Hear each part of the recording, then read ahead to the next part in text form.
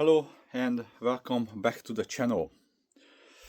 So this video, or this week's video, is part of the Knife Throwing for Dummies series or playlist, where I'm going to, within this, I explain, maybe over explain, how to throw knives. Now, a few weeks ago, I made a video on how do I throw nose pin, body mechanics, grip, and that kind of stuff. Last week, or I think it was last week, I made a video on the checklist of what do you need as hardware to get into the hobby. Now, with all the checklist topics, they are a full version of video on the channel explaining very detailed, maybe painstakingly too detailed, but that was just a kind of checklist. Okay, that's the hardware. Now today, going to show you or explain a way of getting into nose pin knife throwing, and then start your journey as an instinctive nose pin, because there's a difference between a nose pin knife thrower and an instinctive nose pin knife thrower. Okay, now again, next video is gonna be answering all these little details that I'm talking now. Why do I think this and this and that? Okay, today just gonna focus on the training. Now, important to remember, these are just guidelines, these are my ideas that can be mixed and matched, and as always, take as little or as much out of it as you see fit into your training, and most importantly, have fun with it. Okay, you don't have to stick with it like, this is not the 10 Commandments stuff. It's just an idea or one of many. But if you do need detailed training schedule because you think you will work better under it, contact me and I'll make you one. That's no problem. No, but anyway, so let's get into today's topic, right? So, how to start, what to do. So, you got yourself, you sorted your body mechanics, you sorted out implements. Doesn't matter what it is, but you have three of the same, doesn't matter, okay? Maybe it's bow shurikens, whatever. And you sorted the target, okay? Now, you're going to hang your target, that the center of the target is about mid-chest level, okay? Yes, there are some instructors or teachers tell you to lay the target flat on the ground and throw into that first. I tried that. That was nothing but, let's call it aggravation. Okay, it was very aggravating, it was very annoying, it did not work for me. So I convey my experiences here. Okay, so got yourself a target. Now we also talked about you have some kind of distance marker. Okay, so you're going to go to your target, you're going to measure out about 2 meters. Okay, or somewhere between 6 and 7 feet, or you're going to step it up from your target heel to toe. If you're a bigger person, 6. If you're a smaller stature person, 7 steps. Okay, and then you're going to put your marker there. It's about here. Okay, it's important at the beginning because you're going to keep coming back to this marker. And what you're going to do, there's a few things which I going to all call most important, or first of all. So you're going to always go back to that marker, but you're going to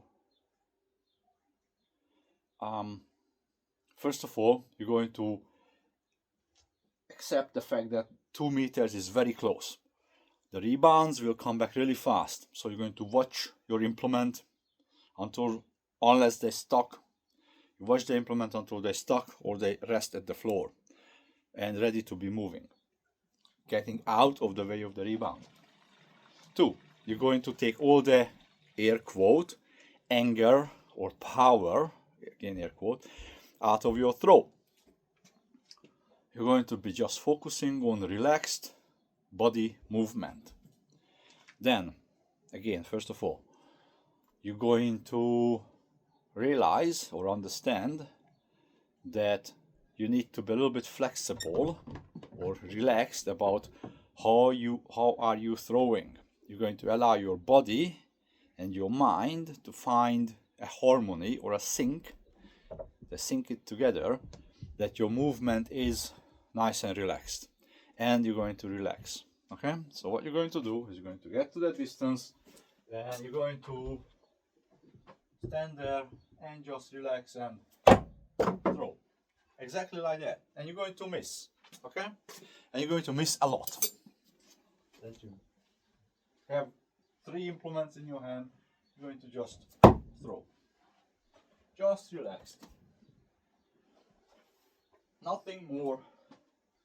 Just standing, you're not thinking powerful, just good body mechanics. Doesn't matter where it hits in the target. And you're going to keep on doing this, accepting that yes, plenty will fall, until you get about 60-70% stick rate, which is 2 sticks out of every 3 throws. 3 is usually what I class as a set. Or 6-7 throws, 6-7 sticks out of 10 throws.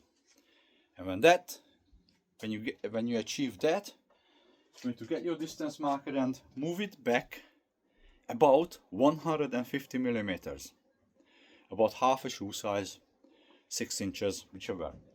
The exact measurement is not important. The important is the increase of distance. So you move it back. And then, where are my throwers? And then basically rinse and repeat. Stay on that distance until you get 2 out of 3 throws. And then guess what? You move it back again. Same amount. About 150 millimeters. 6 inches, half a shoe size, and you keep inching back every time you're achieving a 60-70% stick rate until you get to 3 meters or 10 feet about. Once you achieve 10 feet or 3 meters, the next movement back is going to be 1 full shoe size or 300 millimeters or 12 inches, whatever. Okay, so you reached 3 meters. Now you're going to move back 300 millimeters, and guess what? You're going to carry on practicing. Okay, but once you have 3 meters in the bag, you're going to start 2 more exercises. Okay, so up to this point, this is no spin throwing. When you start the next set of exercises, you start learning or venturing into the instinctive side. What you're going to do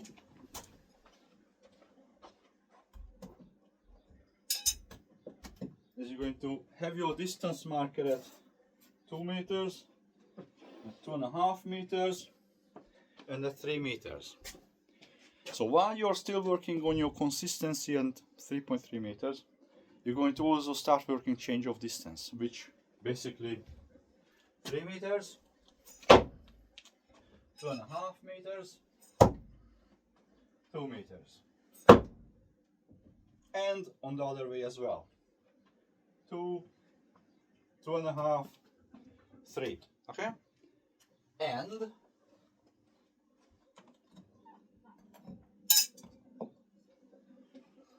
every so often, about every second, third, fourth session, you're going to do 1 set, which is 3 throws, and you're going to come out to 4 meters. Here. You're going to come out to 4 meters, keeping the same body mechanics. Don't worry about stick rate, don't worry about stick or no stick, just throw. Oh, that's like, actually I wanted to miss just to prove the point. Oh, come on. There you go. Okay? So you're going to miss. And you're going to miss a lot. And you're not going to care about it. Only 3. Don't, and trying your hardest not to change your body mechanics at 4 meters. You're trying to do exactly the same as you're doing at 3 or 3.3. Okay? Now, obviously after a while,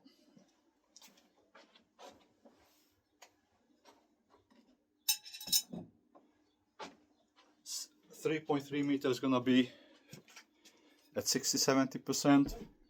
Then you move back 300, you move back 300, you move back 300, and sooner or later you're going to get to 4 meters. Okay? Once 4 meters is sorted, you're going to start the next change of distance is gonna be 1/2 meter or 1.5 shoe size. I don't know what's in the inches. So after 4 meters, the change of distance or increasement of distance, you can go up to 1/2 meter or sometimes a meter. Because by then you have month of practice behind under your belt. Okay, but at 4 meters, once you have 4 meters in the back, you're also going to start big change of distance as well. So you're going to go 2 meter, you're going to go 3 meter, and then you're going to go 4 meter, somewhere about here. And you're going to do the going back as well. So when you reach 4 meter, you can do small change of distance by 1/2 meter or big change of distance by a meter. This change of distance, one throw, is your first step into being an instinctive no-spin knife thrower, especially if you start mixing it up, but that's gonna be in the next video.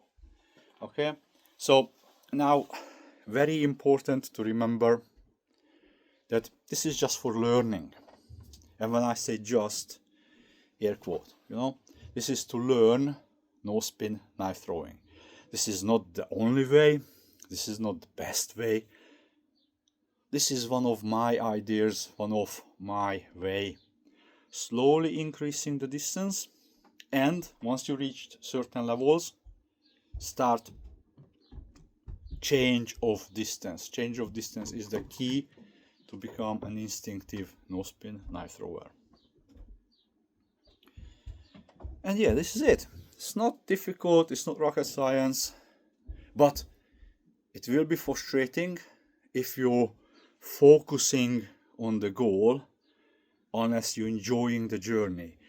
You will have bad days, you will have good days, you will have all the drops. Every throw will be a oh, come on. And you will have annoying days like this when I really wanted to drop those 2 and both of them stick. Okay, so you will have drop days, you will have days that everything sticks. You just enjoy it, mix it up, and have fun with it. So anyway, I hope this video helped somebody getting into no-spin knife throwing. And next week, as I said, I will put together a why are we doing this way, and what are some of the terms mean that I use, or terminology. But anywho, thank you for listening, and see you at the next time.